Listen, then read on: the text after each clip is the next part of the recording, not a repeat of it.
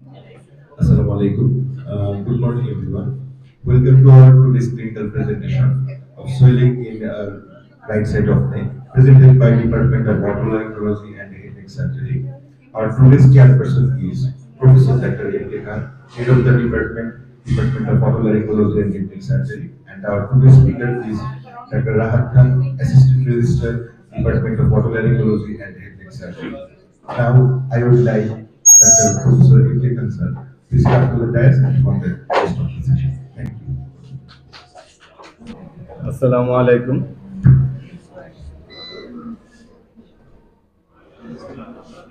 Welcome to today's clinical meeting on behalf of Otolaryngology and Head Neck Surgery.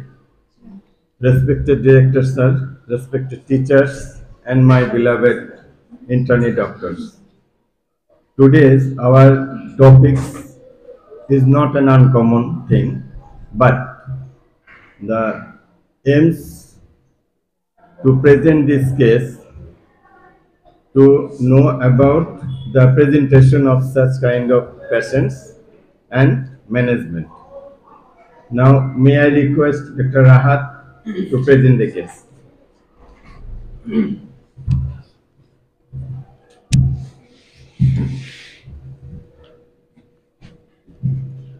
Assalamualaikum.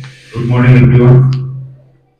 At first, I would like to thank our head of the department, Professor Dr. M.K. Hansal, for giving me opportunity to present this case. And now, with the permission of our chairperson, I want to present my case. Thank you.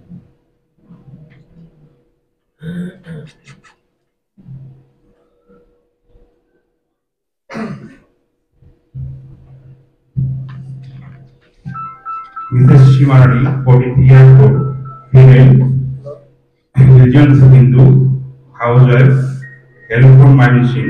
She was admitted in our hospital 17 July 2023, and date of examination was 17 July 2023. Presenting complaint.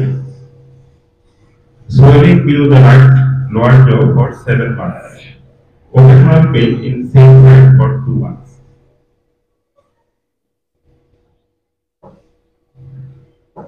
According to the statement of the patient, she was relatively well 7 months back. Since then, she developed a swelling below the right side of the lower jaw. The swelling was initially increased in size, taking meal but subsided within 3 hours, and the attacks were very frequent in nature. She also complained of pain in same side for 2 months. The pain was dull in nature, increased during taking meal, sometimes radiate into floor of the mouth and tongue, which was subside 3 hours after taking meal. She has no history of evening rise of temperature, weight loss, and no alteration of bowel habits. With these above complaints, she got herself admitted in this hospital for better management. History of past illness, nothing contributed. Her personal history, she was normal appetite, bowel and bladder movements are normal. She also habituated with betel nut chewed regularly. Treatment history. She took medication from local pharmacy without any consultation with doctor. No significant drug allergy. She had no history of any surgery and radiation exposure. Family history. None of her family members has been suffering from such kind of disease. Socioeconomic history. She belongs to lower middle class family. Immunization history, immunized as per as EPI schedule with 2 doses of corona vaccination.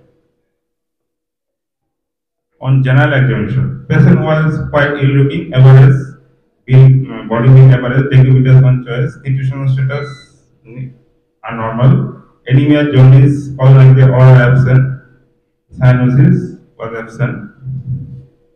General examination, pulse was 80 beats per minute, and blood pressure was 125/70 millimeter mercury, temperature within normal, respiratory rate and neck gain not endorsed.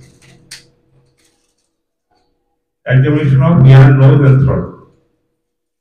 On examination, ear, nose, throat, both are normal, all are normals, and indirect laryngoscopy shows normal findings. Examination of neck. On inspection, there was an oval-shaped swelling in the right submandibular region, which was measuring 4.3 centimeters, not moved with deglutition and tongue protrusion. There was no any scar mark, pigmentation, angle vein, and visible pulsation. On palpation, the swelling was about 4.3 centimeters, non-tender, no local rise of temperature, well-defined margin, smooth surface, firm in consistency, not fixed with overlying skin and underlying structure, fluctuation and transformation test were negative. On bimanual palpation, the swelling was palpable and there was no palpable stone within the duct suspected, but there was a suspected stone within the gland. Test sensation, normal findings. Facial nerve test, peripheral branch of facial nerve are intact. Hypoglossal nerve and nerve are intact. Cervical lymph nodes, all levels were not palpable. On systemic examination, cardiovascular, respiratory system, nervous system, alimentary system, and renal system all are examined and reveals normal. Salient feature. Mrs. Shivanani, 43 years of old, female, non-motensive, non-diabetic, non-asthmatic patient hailing from Netrokona, got herself admitted in the Department of Otolaryngology of Head Neck Surgery, CBMCHB, on 17 July 2023 throughout the outpatient department with a complaint of swelling below the right side of the lower jaw for 7 months, which was initially increasing in size while taking meal but subsided within few hours and the attacks were frequent. On query, she also complained of pain over the swelling, which was dull in nature, increased during taking meal, sometimes radiate into the floor of the mouth and tongue, which was subsided few hours after taking meal. On examination, pulse speed was 80 beats per minute, blood pressure normal, temperature normal, and respiratory rate and 3 breaths per minute. On local examination, there was an oval-shaped swelling in the right submandibular region, which was measuring about 4 to 3 centimeters, not more with deglutition and tongue protrusion. Non-tender, no local range of temperature, well-defined margin, smooth surface, firm in consistency, not fixed with overlying skin or underlying structure, and bimanually palpable. So, what will be the provisional diagnosis? Now, floor is open for any query up to this, and what's your provisional diagnosis? Teeth was healthy. Healthy. 35 years old.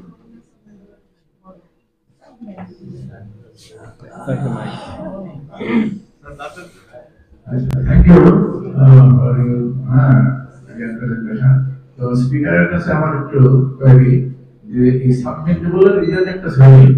The submandibular, mandibular কি অবস্থা? Mandibular প্রধান একটা অংশ হলো দাঁত। এই lower jaw immediate below the ear swelling টা। এই lower jaw that is lower jaw কি পজিশন, দাঁতের কি অবস্থা? এটার কোনো হিস্ট্রি, এলিয়েন ভিতরে আসলে একজন করলা কি করলা না, এটার সম্বন্ধে কোনো কিছুই লেখা নেই।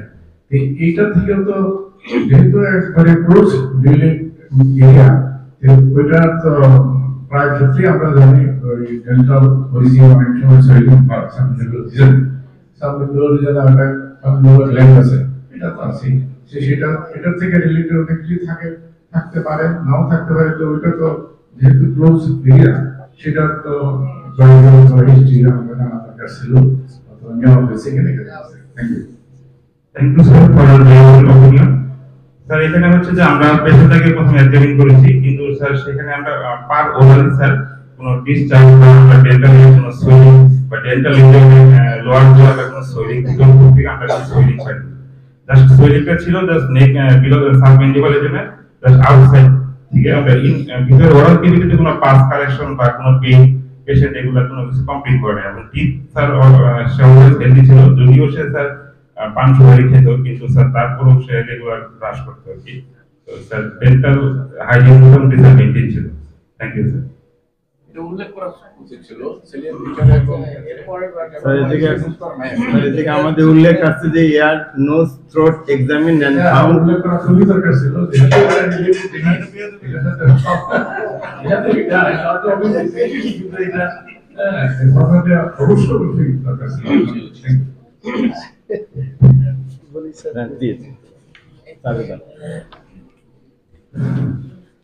Thank you very nice story তারা সুন্দর প্রেজেন্টেশন সুন্দর পিস একটা খুবই সুন্দর পিস এটা রোগী যদি সোয়েলিং নিয়ে আসে রোগীটিতে বলছে সোয়েলিংটা খাওয়ার পরে বাড়তে করে আস্তে আস্তে কমে যেত না যেমন হয় খাওয়ার সময় তার সোয়েলিং হওয়ার পর আস্তে আস্তে চলে যেত বুঝাই গেল কি দিন সাবকন্ডুলার গ্ল্যান্ডের ড্রেনেজ সিস্টেমের কোনো একটা সমস্যা যার জন্য খাওয়ার শেষ আস্তে আস্তে আস্তে আস্তে কাটে আর যদি এমন হয় যদি না খাওয়ার পরে কোনো চেঞ্জ নাই তাহলে তো এক ধরনের আমরা ডায়াগনোসিস চিন্তা করতে পারি কি হতে পারে এটা এই হতে পারে এটা সাইলেন্ট সেকেন্ডারি এগুলো হতে পারে না আর যেহেতু সে বলছে যে খাওয়ার পরে 2 ঘন্টা পরে তার শরীর থাকে না তাহলে তারপরে সিস্টিক না অন্য সময় তো সোয়েলিং থাকে না তাই তো না সবসময় থাকে persisting increasing during mastication ও আচ্ছা আচ্ছা তারপরে তো এরকম এক ধরনের ডায়াগনোসিস আমার ড্রেনেজ সিস্টেমের একটা সমস্যা আছে স্যার আমরা যে ছবিটা দেখেছি স্যার এটা মানে খাবার পরে জ্বরের কোনো হিস্ট্রি নাই তাই না না sir not temperature sir there is swelling. ঠিক আছে কি হার্ট ছিল না এটা হার্ড ছিল না এবং not provisional diagnosis Thank you, Department of Otolaryngology. Thank you, Speaker. একটা জিনিস যেটা সোয়েলিংটা কিন্তু সিস্টিক না, ফার্ম ইনকনসিস্টেন্সি। তো ফার্ম ইনকনসিস্টেন্সি সোয়েলিং খাবারের সাথে রিলেশন যে ছোট বড় হয় সেটা কিভাবে সম্ভব? দুই নম্বর হলো যে সোয়েলিংটা মিড লাইন না, মিড লাইনের বাইরে সোয়েলিং, তো সাবমেন্ডিবুলার লিম্ফোডেনোপ্যাথি হলেও এরকম হয়। আর এখানে ভেরি ভেরি কমন যেগুলো সেগুলো হলো যে ব্রাঙ্কিয়াল সিস্ট একটা বড়ই থাকে কিন্তু সেটা আরো আগে ফিচার দিবে, আরো আগের হিস্ট্রি দিবে, তো এই হিস্ট্রি না। এখানে সাবমেন্ডিবুলার সোয়েলিংটাই বেশি আসে, সাবমেন্ডিবুলার লিম্ফোডেনোপ্যাথি যেটা। yes এছাড়া অন্য কিছু যে ডাক্টের যেটা বললেন চিত্ত স্যার, ডাক্টের হলে কিন্তু সোয়েলিং ছোট সেটা ফার্ম হবে না, সিস্টিক সোয়েলিং হবে ডাক্তার যদি অবস্ট্রাকশন। আর যেটা অ্যানিউরিজমাল সোয়েলিংও কিন্তু এখানে কমন, সেটা হলে কিন্তু সেগুলো আবার সিস্টিক, সেগুলো সলিড সোয়েলিং হবে না বা ফার্ম সোয়েলিং হবে না। সিস্টিক হাইড্রোমা হলে সিস্টিক হবে হ্যাঁ সিস্টিক হাইড্রোমা সফট হবে, সিস্টিক হাইড্রোমা এত ফিচার এটা দেয় না, সোয়েলিং আরো বড় হয় এবং আরো আর্লি এটা কনসিস্টেন্সি সফট থাকে, সেই ক্ষেত্রে এত ছোট হবে না, আরো বড় হবে। আর এটা তো ক্লিন কাট সিস্টিক, আর এখানে বলে দিছে ট্রান্সলিউশন টেস্ট নেগেটিভ হ্যাঁ সিস্টিক হাইড্রোমাতে ট্রান্সলিউশন টেস্ট অলওয়েজ পজিটিভ। সেক্ষেত্রে সাবমেন্ডিবুলার লিম্ফোডেনোপ্যাথি বেশি হয়, ওদিকে যাবে। Thank you. with the permission of the audience may we proceed আগো স্যার আপনার এই কোশ্চেনটা আনসার স্যার একটু পরে দেন। আগো তুমি প্রফেশনাল ডায়াগনোসিসে যে তারপরে যাও, স্যারের আনসার তো হয়ে গেছে।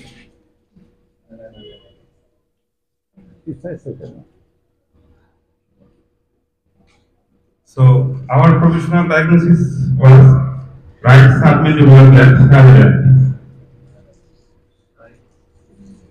Differential diagnosis: submandibular lymphadenitis, tubercular lymphadenopathy, lymphoma. দাঁড়াও up to this any query or question?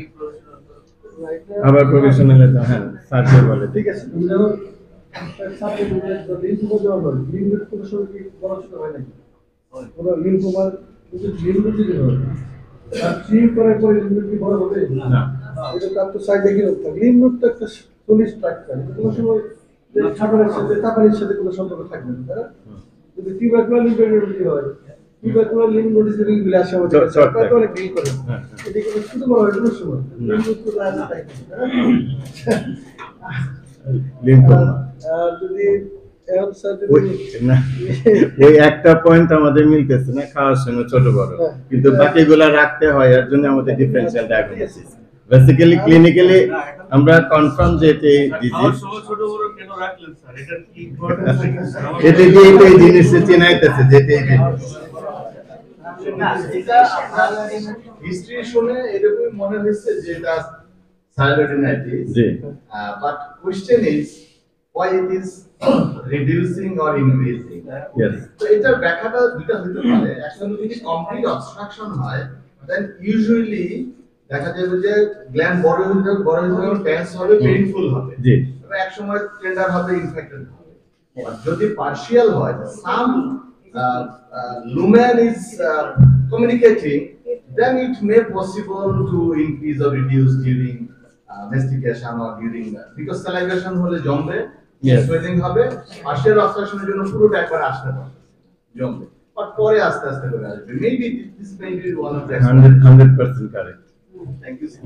এটা বিনয় বলতেছিলাম যে মেবি পার্শিয়াল। প্রসিড করুন। On routine investigation, hemoglobin ESR, total count of total count after received platelet count was normal.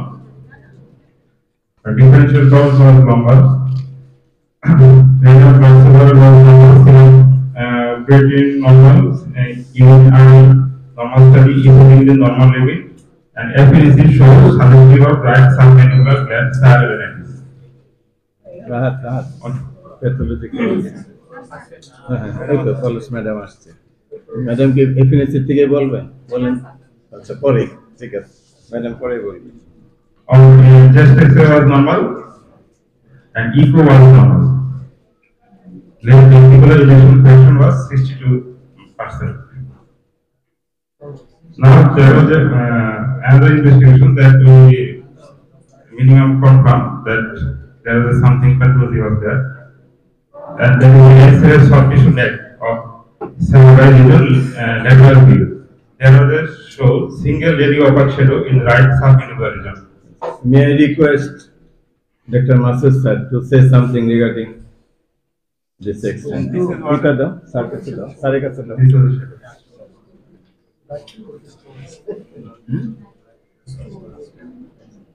কিন্তু stone হাতে লাগে না, সন্দেহ হয়েছে আমার, তার জন্য আমি এক্সরেটা করেছি। মানে এক্সরে করতে গেলে আবার রুগী চলে যেতে চাই বাড়ি, টাকা শেষ। This is an X-ray of skull. This is a look of optical X-ray. There is an regular projection to the body, and it may represent the submandibular gland storm. This is not final. This is the X-ray. X-ray is not 100% confirmed that it is the submandibular gland storm. There are other indications that ultrasonograph, CT scan, and MRI. So it is the modern part is submandibular stone. Very strong.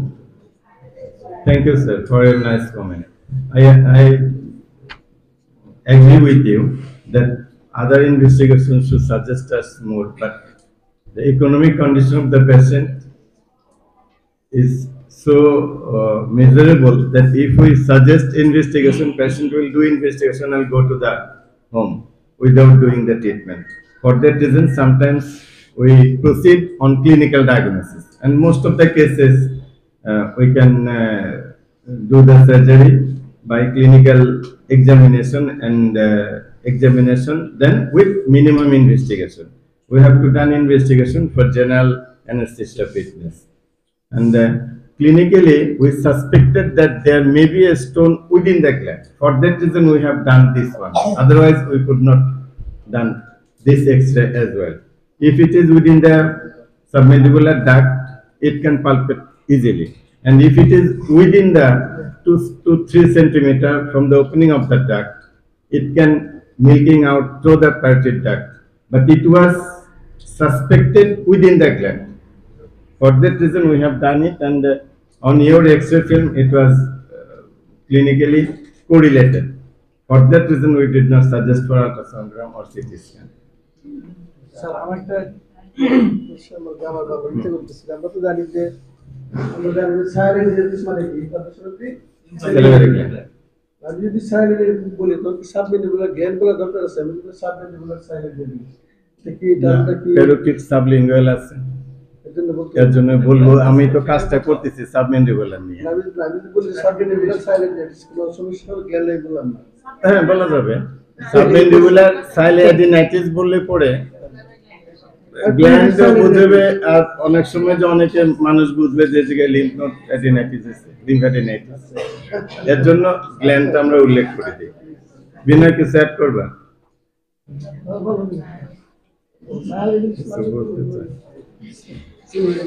ঠিক আছে, মানে salivary গ্ল্যান্ডের inflammation means সাইলেডিনাইটিস। তো আমরা এখানে যেহেতু তিনটা major salivary gland আছে, আমরা একটু স্পেসিফিক করার জন্য আসলে এখানে সাবমেন্ডিবুলার রিজিয়নটা সাবমেন্ডিবুলার গ্ল্যান্ড সাইলেডিনাইটিস বলাটা পছন্দ করি। আমার কথাটা বুঝতে পারছি। আপনারটা ঠিক আছে স্যার, আপনারটা 100% ঠিক আছে, কিন্তু ভুল নাই, তবে যেটা আমরা স্পেসিফিক করার জন্য বলতেছি নির্দিষ্ট রিজিয়ন, সেজন্য এটা সাবমেন্ডিবুলার গ্ল্যান্ড সাইলেডিনাইটিস। আর স্যার এটা না বললে পরে আবার স্যার বলতেন যে সাবমেন্ডিবুলার গ্ল্যান্ড বললেন না কেন, এর জন্য আর কি sir.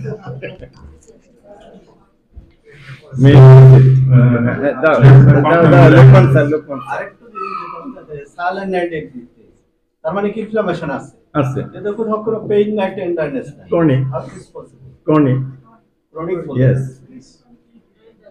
for that reason there is no point. কোনো কোশ্চেন করা হয় না, এই জন্য আমি একটু দাঁড়ালাম। স্যার আমি একটু মানে এখনো মানে ক্লিয়ার না, বা আমি খুশি না যে এখানে যে চুইং এর সময় যে এটা হচ্ছে, আপনি বলেন স্টনিক inside the Within the gland, gland.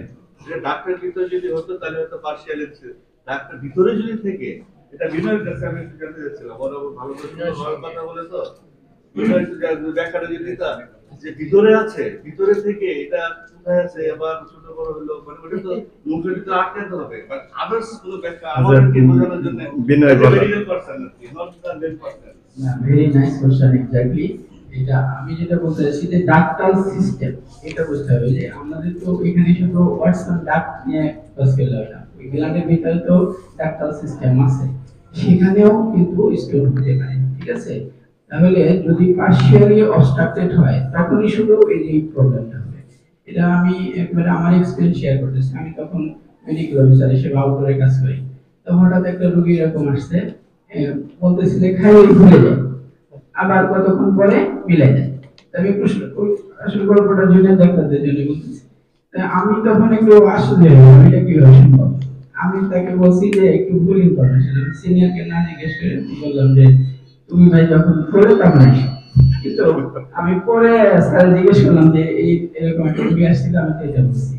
তো উনি পরে ব্যাখ্যা দিলেন এটা যে না, এটা ভুল হয়েছে, কারণ যদি সাবমেন্ডিবুলার ডাক্টে স্টোন থাকে এবং এটা পার্শিয়ালি অবস্ট্রাক্টেড হয়, তাহলে ডিউরিং মানে যখন সে খাবার খাবে তখন প্রোস্যালারি সিক্রেশন আটকে যাবে, যে কারণে তখন ফুলে যায়। আবার যেই খাওয়া শেষ হয়ে যায় তখন আস্তে আস্তে এটা ড্রেনেজ হয়ে যায়, যে কারণে কিন্তু এটা মাঝে মাঝে ফুলে যায়, আমরা যেটা বলছি।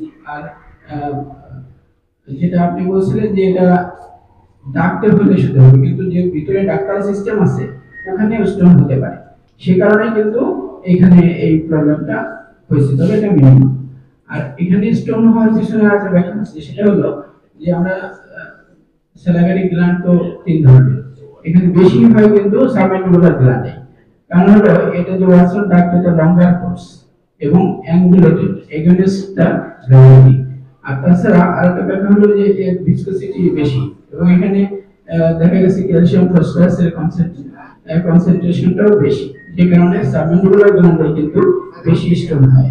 মোর দ্যান বলতে গেলে 80-90% স্টোন এখানে হয়, 10-15% স্টোন হয়েছে ক্যারোটিড গ্ল্যান্ডের ডাক্টে এবং 1% সাবমেন্ডিবুলার। আচ্ছা আমি আরেকটু, আচ্ছা স্যারের প্রশ্ন হচ্ছে। ইনভেস্টিগেশনের মধ্যে আমরা জানি স্যালাইভারি গ্ল্যান্ডের অথবা ডাক্টালে যদি স্টোন থাকে, এখন নর্মালি এবং গোল্ড স্ট্যান্ডার্ড ইনভেস্টিগেশন হইল স্যালাইভারি সাইলোগ্রাম করতে হবে। এটা হলো সবচেয়ে কনফার্মলি একটা test. Sir, I agree with you, but I told you earlier that clinically we are confirmed that this is this case. And if we suggest salivary xylogram, patient should go outside, and she needs about few thousand taka, which is not available in our hospital setup, and which is এটা উত্তরটা হচ্ছে theoretically ঠিক আছে। Practically দরকার নাই, যেহেতু এটা confirm. জি জি। Thank you. আমি যখন প্র্যাকটিশনার ছিলাম আগে এই ধরনের কেস আসতো আমার কাছে, এবং আমার ক্লিনিক্যালি কিছু জানা ছিল আর কি। আমি এই প্রশ্ন করতাম, এই যে যখন এটা ফুলে ওঠে, বেশি ফুলে ওঠে, খাদ্য দেখলে ফুলে ওঠে, আবার খাদ্য না দেখলে না। আমি এইরকম বলতাম যে তেঁতুল দেখলে কি বেশি ফুলে, তেঁতুলে মনে একটা খাদ্য দেখলেই মানে সেলাই আচ্ছা। এরা এক ধরনের টেস্ট আমাদের কোন একজন ছাত্র ছিলেন যে তেঁতুল না খেলে বলে ফুলতে থাকে, কেন পার্মানেন্ট যে সুইলিং আছে এটা ক্রনিক সাইড স্যাডিন একটা সিজনের পার্মানেন্ট সুইলিং, এবং ওই সুইলিং হলে এটা সিক্রেশন হয়, যার জন্য রাত পেন হয়, তখন সে পেইন ফিল করে, এটাই একটা ব্যাখ্যা। এটা আর আমাদের এন্ডোক্রাইনোলজিস্ট তিনি রিপোর্ট করেছেন, তিনি হয়তো দেখেছেন যে সেলিভারি গ্ল্যান্ডের সেল আছে এফএনসিতে, প্লাস ক্রনিক ইনফ্লামেটরি সেল আছে, কাজে এটা ক্রনিক সাইলেন্ট ইফেক্ট সহজ। এখানে আর স্টোন আছে কিনা তা এটা বলা স্যার স্যার বুঝলাম না স্যার, আপনি স্যার ক্লিনিশিয়ান হইলেন না, প্যাথোলজিতে কেন গেলেন? এত সুন্দর সুন্দর এক্সপ্লেনেশন। স্যার একটা জিনিস হলো কি যে এক্স-রে প্লেন এক্স-রে, এবং যদি আমরা high resolution ultrasound facility develop করতে পারি, একটা কমপ্লিমেন্ট করলে আসলে হাই কস্ট ইনভেস্টিগেশনের প্রয়োজনীয়, কারণ এটা যেহেতু superficial structure, high resolution sonology খুবই sensitive to detect inflammation and also stroke. তো এটা একটা ইস্যু। আচ্ছা, আমি আগে আমিনুল স্যারের প্রশ্নের উত্তরটা দিই। এ থেকে আমরা কেন ইনভেস্টিগেশনের কথা চিন্তা করিনি, আমরা তার ট্রিটমেন্টটা করছি। আচ্ছা তাহলে গেল। এখন আমি একটু অ্যাড করি ডক্টর রুহুল স্যারের কোশ্চেনের অ্যান্সার হিসাবে। আমাদের প্রতি মিনিটে 0.5 ml সিক্রেশন হয় ফ্রম সাবমেন্ডিবুলার গ্ল্যান্ড, এন্ড এটা একটা ডাকটা ক্যালিবার 3 to 5 মিলিমিটার। স্টোনগুলো মাল্টিপল হয়, পার্শিয়ালি অবস্ট্রাক্টেড হয়, তখনই এটা হয়। আর বিনয় যেটা বলেছে যে সাবমেন্ডিবুলার গ্ল্যান্ডের সিক্রেশন সিরাস মিউসিনাস প্রমিনেন্ট, যার জন্য এই জায়গায় স্টোন ফর্মেশনটা বেশি হয়। অ্যাবাউট 750 ml পার ডে আমাদের সবারই হচ্ছে। আর সাদেক স্যার যেটা বললো, আমরা কিন্তু তেঁতুল খাইতে বলে 1 টুকরা করে, যদি মনে হয় যে এটা ডিকনজেস্টেড হবে, বেশি স্যালাইভেশন দরকার, তখন দেখা যায় মিল্কিং করলে পরে ছোট ছোট স্টোন প্যাসেন্টই বলে বের হয়ে আসে। আমরা হঠাৎ করে কিন্তু সার্জারিতে যাই না, সার্জারিতে তখনই যাই যখন মনে করি যে এটা প্রলং হিস্ট্রি নিয়ে আসছে। Sadek sir is very right in this sense, দেখে না একটু চুষতে হয় আর কি, তাহলে সিক্রেশনটা ভালো হয়। বলে পরে মিল্কিং করলে প্যাসেন্টের, তাহলে ওই ছোট ছোট স্টোনগুলো চলে আসে, প্যাসেন্টই বলে সে নিয়ে আসে যে আমার স্টোনগুলো চলে আসছে। তো যেহেতু এর for this reason time to time এটা ইনক্রিজ করে এবং সাবসাইড করে যায়। এখন বাচ্চাদের ইউজুয়ালি কম হয়, বাচ্চাদের কিন্তু এগেইনস্ট দ্য গ্র্যাভিটি খুব একটা হয় না, আর ওদের ডাকটা খুব একটা লম্বা থাকে না, আর সিক্রেশনও কম্পারেটিভলি কম থাকে। এমনি in case of adult it's measures about 1 inch by ½ inch, that is 27 millimeter by about 7 millimeter, but increases about 4 into 3 centimeter, মানে প্রায় 1.5 ইঞ্চি 1.5 ইঞ্চের মতো এটা হয়ে গেছিল, কারণ এটা স্টোনটা অনেক বেশি বড় ছিল এবং সেটা ইনফেক্টেড ছিল জাস্ট ডাক্তার মাথায় যে। আমরা কিন্তু গ্ল্যান্ড বের করে পরে ভার্টিক্যাল ইনসিশন দিয়ে স্টোন বের করছি। হ্যাঁ আগো ইন এডিশন স্যার আমি একটু অ্যাড করি স্যার, তো স্যার পেশেন্টটা স্যার শুরু থেকে আমি ডিল করছি।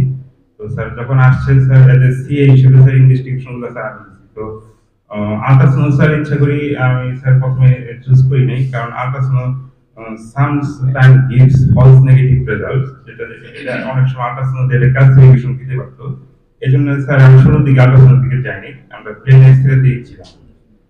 তো এটা স্যার হচ্ছে আমার জিপি এক্সপেরিয়েন্স থেকে আর কি এটা আমি করছি, just that's it. Thank you. So confirmatory diagnosis was right submandibular gland cyanidinitis with phytolithiasis. And our treatment was excision of right submandibular gland under general anesthesia. There was some picture during operation. এই gland এক্সিশনের সময় আমাদের তিনটা জিনিস একটু বেশি চিন্তা মাথায় থাকতে হয়, সেটা হচ্ছে তিনটা নার্ভ, একটা মার্জিনাল ম্যান্ডিবুলার, আরেকটা লিঙ্গুয়াল, আরেকটা হচ্ছে হাইপোগ্লোসাল। হাইপোগ্লোসাল রিয়ালে এটা হাইপোগ্লোসাস মাসলের নিচে থাকে, কিন্তু মার্জিনাল ম্যান্ডিবুলারটা অ্যাভয়েড করার জন্য আমরা সাধারণত মার্জিনাল ম্যান্ডিবুল থেকে 1 ইঞ্চি নিচে at the level of the hard বোন ইনসিশনটা দিই, দিয়ে আমরা স্কিন সুপারফিশিয়াল ফ্যাট, তারপরে প্লাটিজমাটা আমরা কাটি, কেটে তারপরে যে ডিপ ফাসাটা আছে সেটা কাটি, কাটার পরে সোজা আমরা গ্ল্যান্ডের ফাসাল লেয়ারে চলে যাই। দেন আপনার ফ্ল্যাপটা এলিভেট করলে আমরা মার্জিনাল ম্যান্ডিবুলার নার্ভ ইনজুরি থেকে বাঁচতে পারি। তবুও অলওয়েজ আমরা পেশেন্টকে কনসেন্টটা নিয়ে নিই, কারণ এখন কাজ করা আরো কষ্ট হয়ে গেছে। যে কোনো কমপ্লিকেশন যদি আমরা ব্রিফ না করি, একটুখানি ওই অ্যাঙ্গুলারিস ওরিসের মানে ব্রিফাসের অ্যাঙ্গুলারি ওরিস মাসেলের সমস্যাটা হবে, হলে পরে একটুখানি deviation of the angle of the mouth হবে, সেটা কিন্তু পেশেন্ট মেনে নিতে চাইবে না। আমি অলওয়েজ সব ঠিকঠাক করার পরে পেশেন্টের কনসেন্ট নিই, যেটা করতে হবে আপনি যদি রাজি থাকেন তাহলে করবেন। যেমন গতকালকে আমরা একটা পেশেন্টের ভোকাল কর্ড পলিপ অপারেশন করেছি, কিন্তু পেশেন্ট আমার কাছে মনে হয়েছে খুব ভিআইপি, অনেক হুজুর আসছিলেন সঙ্গে, তখন কোনো একটা সমস্যা হলে দেখা যাচ্ছে সিবিএনসি উড়াই ফেলবেন, তখন তাদেরকে বলছি যে টাকস্টমি করতে হইতে পারে, তারা কিন্তু টাকস্টমি বুঝছে, তারা ঢাকা থেকে আসছে এই জায়গায়, ঢাকার হুজুর এই জায়গায় তার আত্মীয় স্বজন আসছে, সোজা সিবিএমসিতে আসছে, সে ভর্তি হয়েছে অপারেশনের জন্য। বলে যে আমরা সব শুনে টুনে আসছি, সবাই একই কথা বলে, তার মানে সবাই এটি টের পাইছেও। ঢাকাতে তো এখন ভিডিও করে রাখে আমার কলিগরা ওই কনসেন্টটা, যেটা করতে হইতে পারে। রুগীর অ্যাটেন্ডেন্ট আছে এক এক সময় এক একজন, তারপরে আমি বললাম যে আপনার রিলেটিভস আসুক, হুজুর তারপরে মুয়াজ্জিন আদি দিতে হবে না। পরে বোন আসলো, ভাই আসলো, তাদেরকে বললাম, পরে যে সব শুনছি, আল্লাহ বাসা আপনি করেন। আমি কিন্তু টাকস্টমি রেডি করে তারপরে অপারেশন করি, অপারেশন কয়েক মিনিটের, তারপরে হুজুর বলে যে এই কিছুক্ষণের জন্য এত কথা কইছিলেন। এই হইতেছে আমাদের সিচুয়েশন। সমস্যাটা হলে কিন্তু অন্যরকম হতো, শুনে যে এটা বুঝছে আমার রিক্তা ম্যাডাম, রিক্তা ম্যাডাম ঠিক উল্টা বলে যে এগুলো পেশেন্টের জায়গায় আনো কেন, কথা কিন্তু ঠিক, মানে এত বেশি অ্যাটেন্ডেন্ট। আমি বলছি 1 ইউনিট রক্ত লাগতে পারে, তো যত ইউনিট লাগে দিব, অসুবিধা নেই, কাজ করেন।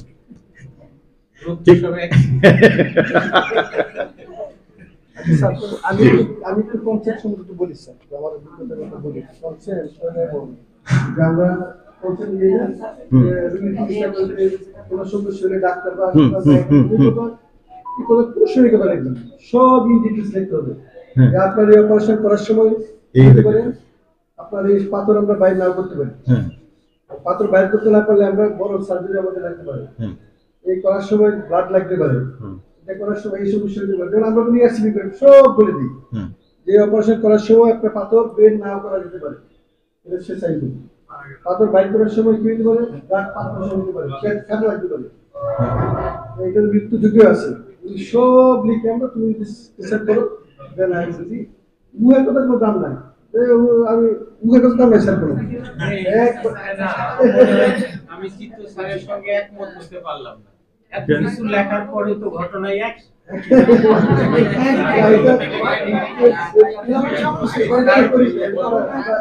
আগে স্যার তুমি করতে হবে, করবো ডাক্তার বলছে, আমি বুঝি না, এই জন্য সাইন দিচ্ছি। আরেকবার আমি কি তখন বুঝ করে বলি, একবার তুমি কি করছে সাইন করছে, লিভারের তোর সাইন করছে যে ইয়েস আমি লাগিয়েছি, বলে কি বলে স্যার, আমি স্যার আমি কিন্তু সাইন করে গেছি, এই কিন্তু করছে এবারে বলেছে আমি বলি স্যার আমি তো সাইন করে গেছি, আমি তো সাইন করে গেছি, এই রুগী কখন করবেন, এবার যদি কোনো রুগী রেজিস্টার করে দেবেন লোক ঠিক সাইন করে দেবেন না। আমি কিন্তু চিত্ত স্যার সাইনের সঙ্গে ফিঙ্গারপ্রিন্ট না, না এটা আমার স্যার শিখাইছে, this is mandatory.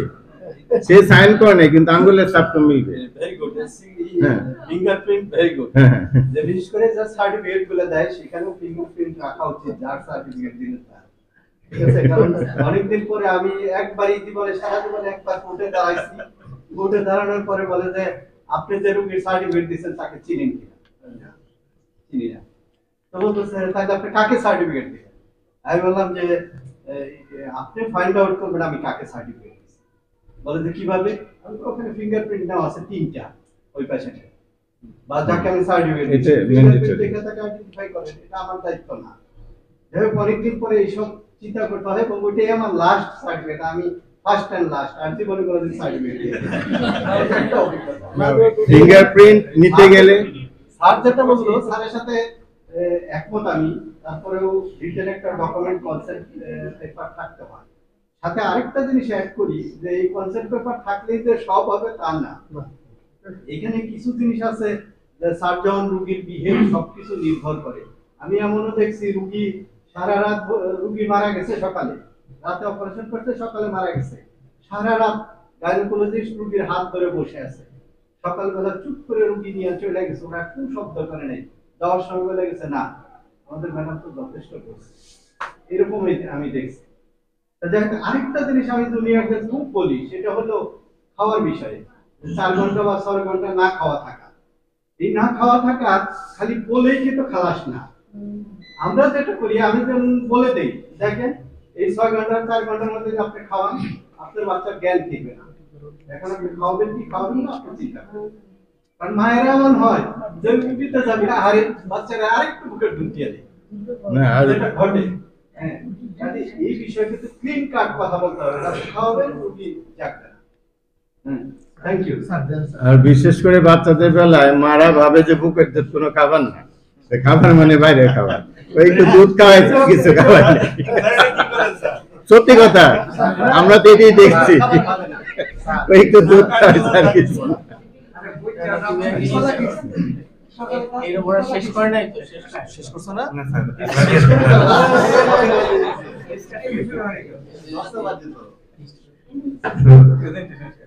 And after histopathological study, we have confirmed that that was chronic. May I request Polas madam, এখন ম্যাডাম কি মাইকটা দাও না, এপিএনএসির পরে হিস্টোপ্যাথোলজি হয়ে গেছে ম্যাডাম। ও তো শেষ করতে, এটাতে ম্যাডাম বলে প্রসেস। না না ম্যাডাম চাইনি, আমি চাইছি।